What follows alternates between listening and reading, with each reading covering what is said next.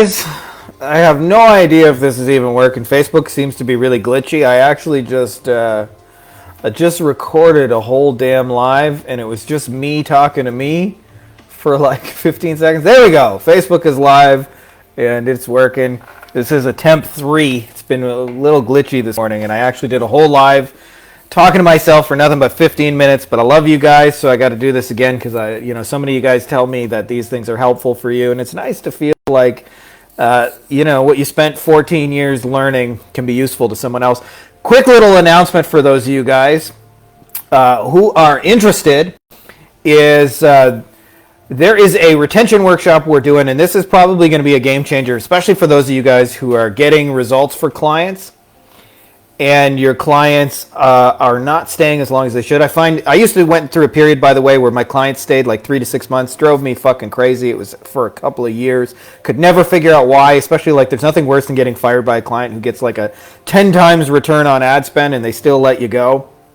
So on this specific workshop, what we will be doing is getting clients to stay by enhancing the experience you deliver around your offer, which is not actually the service itself. It's mostly the little touches, and we've got it all set up where it's kind of copy and paste, and I've priced it like I'm seriously giving this thing away because that's how much I love helping and working with you guys, where if you just get a client, and most of you guys, if they stay 1 or 2 months extra, it'll have paid for itself, and you'll get a skill where you can use this again and again with every client. And what will happen is your agency will inch forward, because when I was doing the 3 to 6 month churn and burn client, what would happen is clients would leave and I'd have to replace them, and that meant more sales, more prospecting, more webinars, more funnels, and I had like 87 fucking split tests in Facebook. When we retain clients, I send like a couple letters in the mail, I get a couple new clients, they stay with me for like years and years and years, and so each month the momentum in the agency builds way faster. So if you guys are interested in that, I haven't even gotten back to everybody who's interested. There's probably been about 50 people who've asked for it.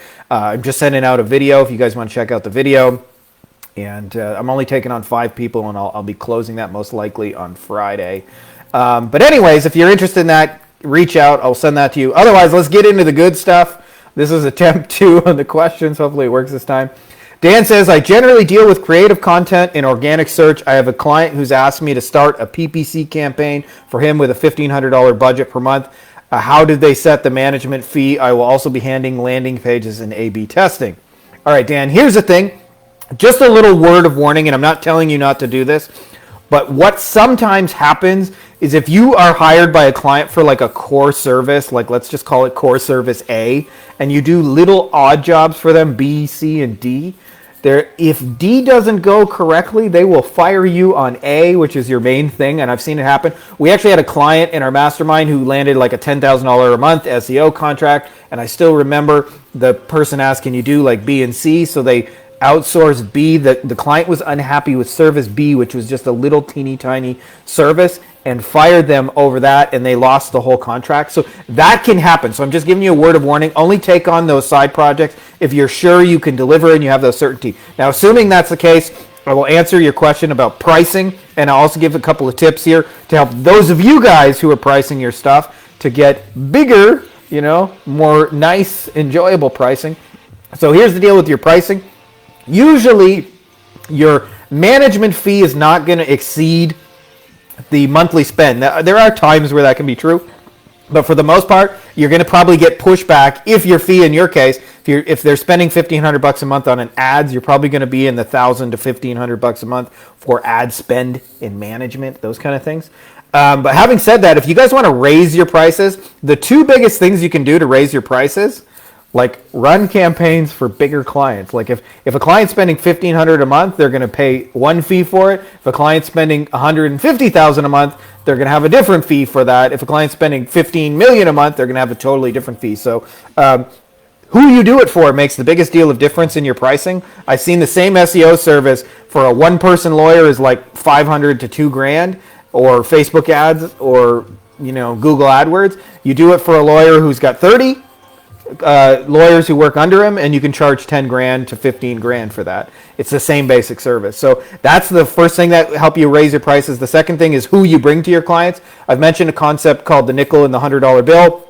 It's the idea that we treat all leads like they're equal, and they're not. So like, for example, like if you're working with an online coach and they have a $97 introductory course, and they have a $40,000 a year mastermind, all things being equal, help them sell the $40,000 mastermind and your fees will go up. If you help them sell 3 masterminds, your fee is going to be bigger than if you help them sell 500 courses, right? So we want to focus on the high value deliverables and provide those. So the 2 biggest factors in your pricing are going to be who you do it for and who you bring to your client. You work on those 2 things and you'll find that your fees go up in general. So I hope that's helpful to those of you guys who have questions about pricing.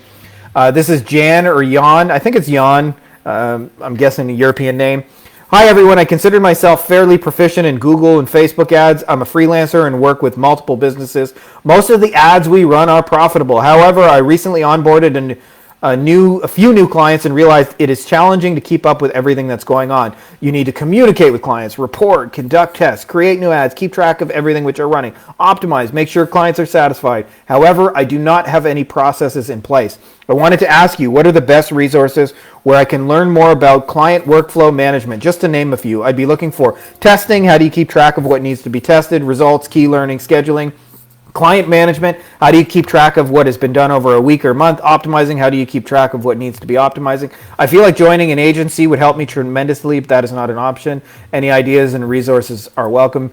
Not telling you what to do, Jan, but I would tell you in your specific case, the Wolfpack Mastermind would be really useful to you. I see 3 actual issues in your question that are compounding this thing. So issue number 1, by the way, is it sounds like you're doing freelancer work for anybody who's looking for Google ads or Facebook ads and you don't have a niche. And if that's the case, that is causing you more problems than anything else. Because if by not having a niche, what that means specifically for you is that every single client is custom. In other words, you're like literally reinventing the wheel for every client. You got to come up with new creatives, new ads, and find out what's working. And you're probably doing that on a budget. So it's like going to be really, really hard to scale. It's a shortcut, but by having a niche and doing the same thing over and over, we start every client 90% finished, right? Like I want you to really think about it. A new client signs with us. I'm already 90% finished the job before they start. I need to do like 10%, just customize it, their colors, their brand, their look, and their feel. But we have one deliverable that we're giving over and over. You have 1,000 different deliverables, and that compounds the problem because now you're having to come up with all these different things. So do less. Choose less people. Focus on doing this for one person and doing it over and over again for that one type of person. Your agency, I promise you, will scale so much better with so many less headaches. So that's thing number 1 I would tell you. Thing number 2 is obviously you hinted at the processes being a thing, and I would agree with that. Having said that, you're going to have a hard time having processes if you're doing everything custom. But what I would tell you, processes sound big and fancy if you've never done them, but they're really 4 things. You need to write out a list of tasks. You need to write out the instructions for those tasks, whether that's handwritten or recorded in a video. You need to have somebody who's doing those tasks, and you need to have like a deadline so it's a real project and not just a nice idea on a whiteboard kind of thing. The difference between a hope and a goal is goals have projects and deadlines. So those 4 things, right? If you can do those 4 things, you can build a process for anybody to manage the work for you. So the hardest part, by the way, if you've never done this before, will be getting all the things that you're doing, the list of tasks out of your head and into either a Google Doc or a project management software, an Asana, a Trello, a ClickUp, something like a Monday, one of those kind of tools. Getting those out of your head so somebody else can see all the things you're doing and somebody else can see the instructions and execute on those. And then the third thing that'll help you, by the way, let me just grab a drink real quick, is a management structure. And this is probably down the road from where you are, but there's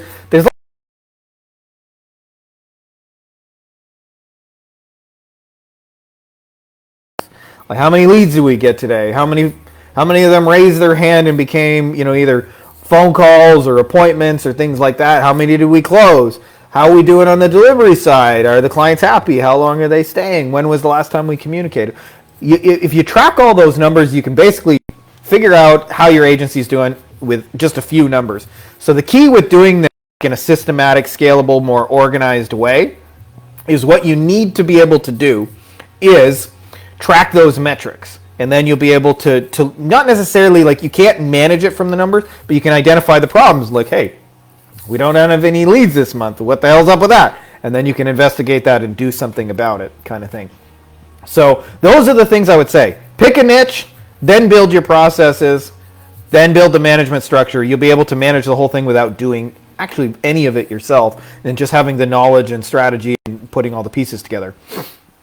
Arik says, hey everyone, what's a good client retention for a marketing agency? Someone told me that most clients only stay for 2 to 3 months. It doesn't make sense to me. Arik, most agencies are bad, and there's a lot of reasons why clients don't stay, but I'll tell you the reasons clients stay or don't stay, in my experience, comes down to 5 things. I wrote a post about this the other day, and a lot of people will tell you, just get results, man, just get results, and clients will stay, and that is not true. There's nothing worse than having a client you get results for, and you get like a 10 times return on ad spend, and they fire you. I've had that happen.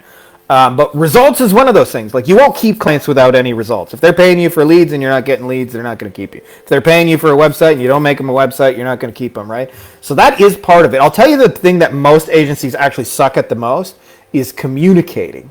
And especially in the beginning when the client trusts you the least. On this retention workshop, little shameless plug, what we're doing is having some copy and paste frameworks that have helped me tremendously for years to let clients know what's going on and feel good about the whole arrangement.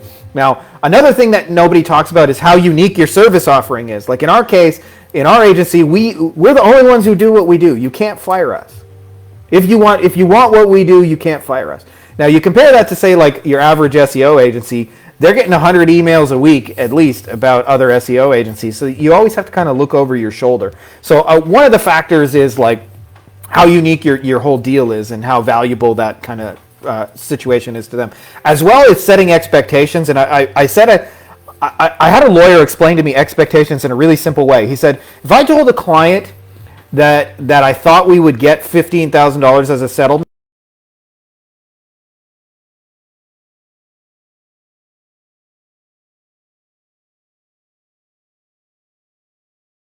so you always want to set expectations. So I've used this, like, if you think you can get $5 webinar registrations on a Facebook ad for a client, and you tell them, hey, I think we can get $5 webinar registrations, and it turns out they're $6.50, then your client thinks, why is our lead cost so high? What the hell's wrong with you? You're wasting our ad money.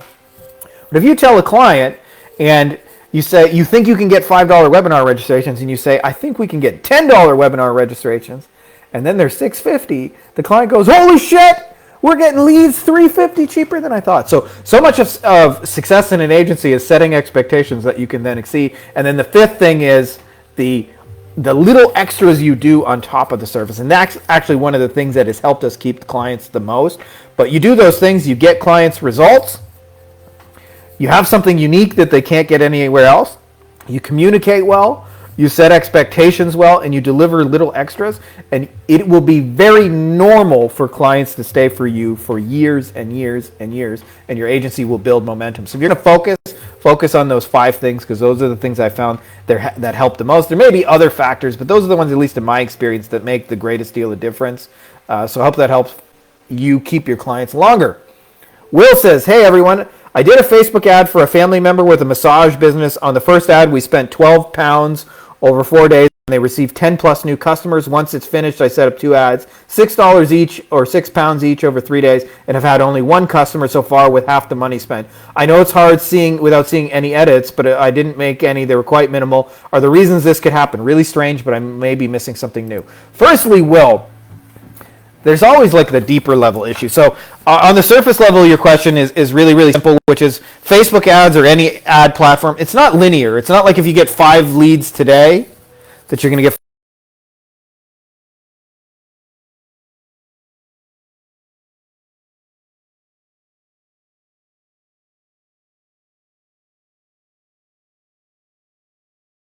in a day, and running leads is a lot like that. Now, having said that, there's a way deeper issue going on for you.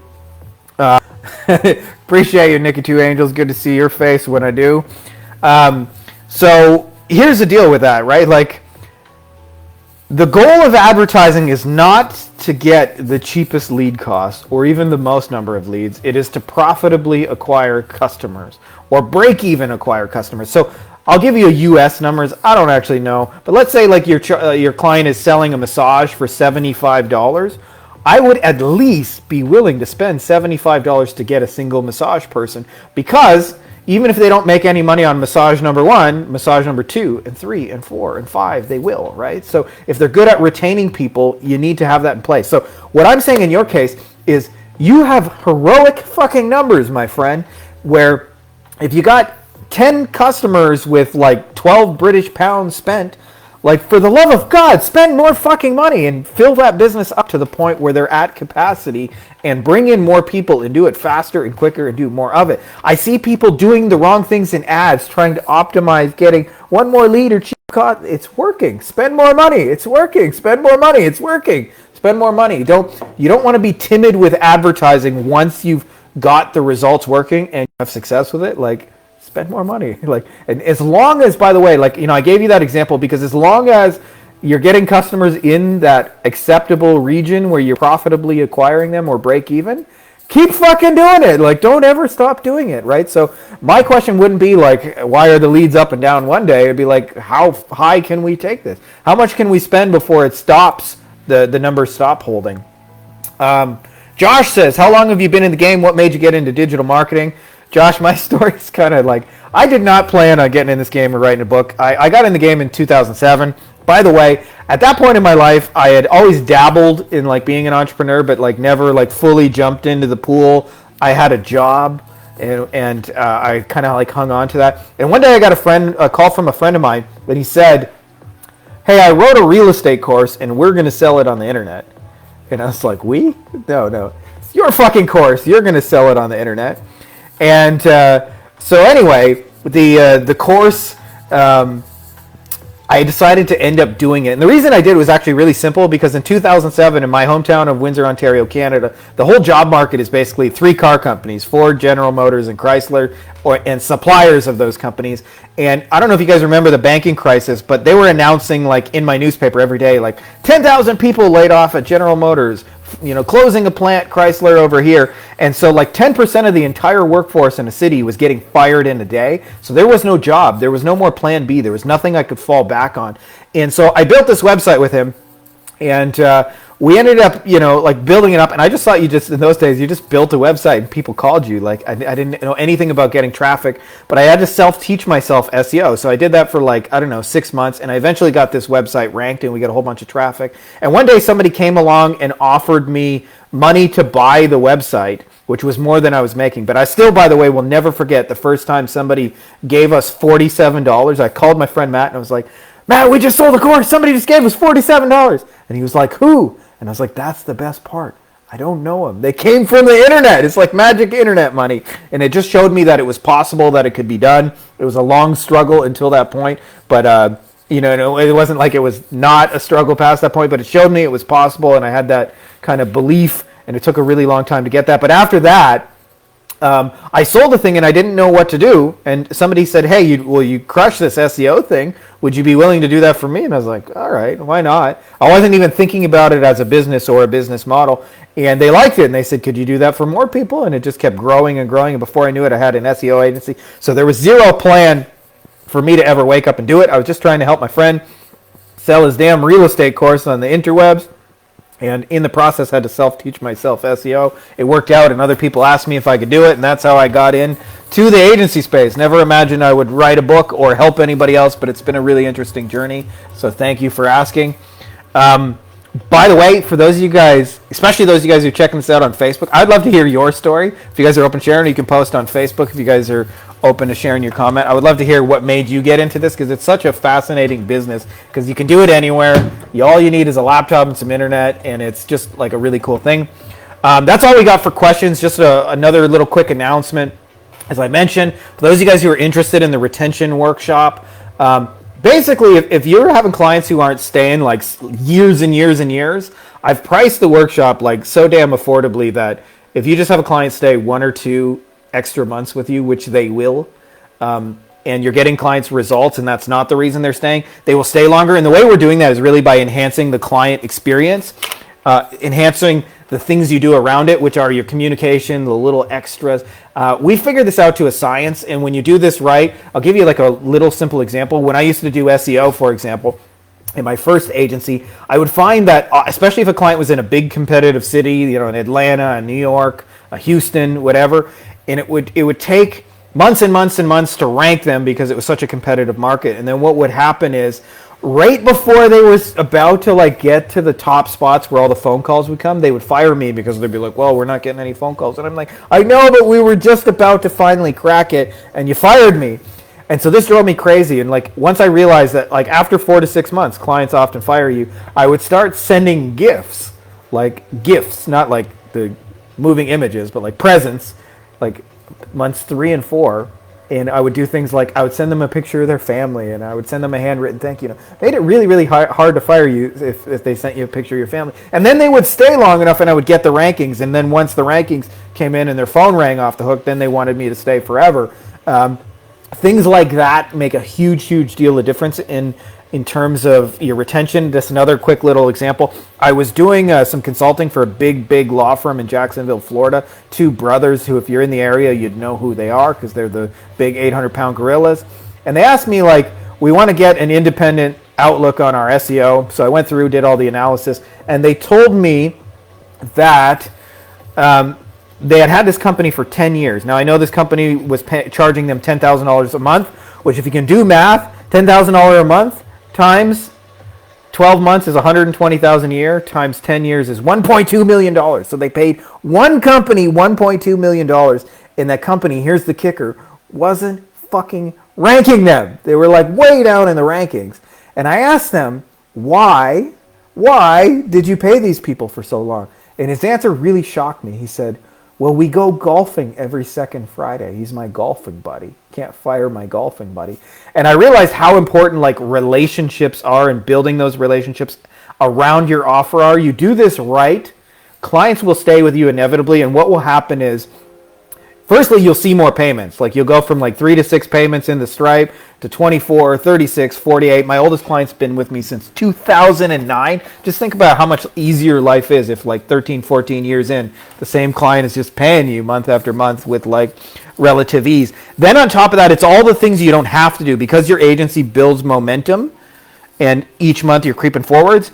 I don't have to do all the funnels and prospecting. In fact, like what we do right now, I just send a couple little direct mail. I sign a few clients. They stay a long time. I don't need to constantly like replace clients like I used to. So I don't have as much volume and activity, which allows me to take care of the clients I have and just to like hang with my family, go to the beach. Like we have lots of cool adventures and to talk to you guys more. So if you guys are interested in that, I've got a little video. I'll send it to you. Just drop a comment. I'll send you the video. You can check it out. I'll probably close it up on Friday. We're only taking 5 people because marketers tend to ruin everything. If I give this to everybody will copy and paste it, and marketers will ruin it. But I want you guys to have like a service that people stay with for a long, long time, and you build some like stability in your life because of it. And it really helps eliminate a lot of the uncertainty that at least that I used to face, where you know, if you don't know where your next paycheck is coming from and you always got to be selling and hustling for your lunch, you're very stressed out, right? Like you don't know where the next sale is going to come from. If you already know, like, hey, I got 14 clients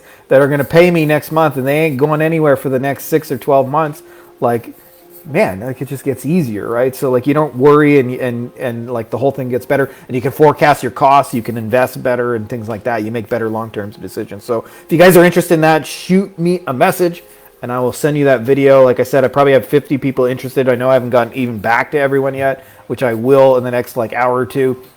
But if you're interested, check that out on Friday. I'm closing it. It's probably one of the, at least for me, the coolest things I've ever done, because this was like 5 years in the progress to crack it. So that's all I got for you guys this week. Much love. May the force be with you. Hope there was an awesome Q&A, and thanks to all you guys who watched this. And I really would love to hear your story, how you got into the agency space, if you feel like dropping a comment below.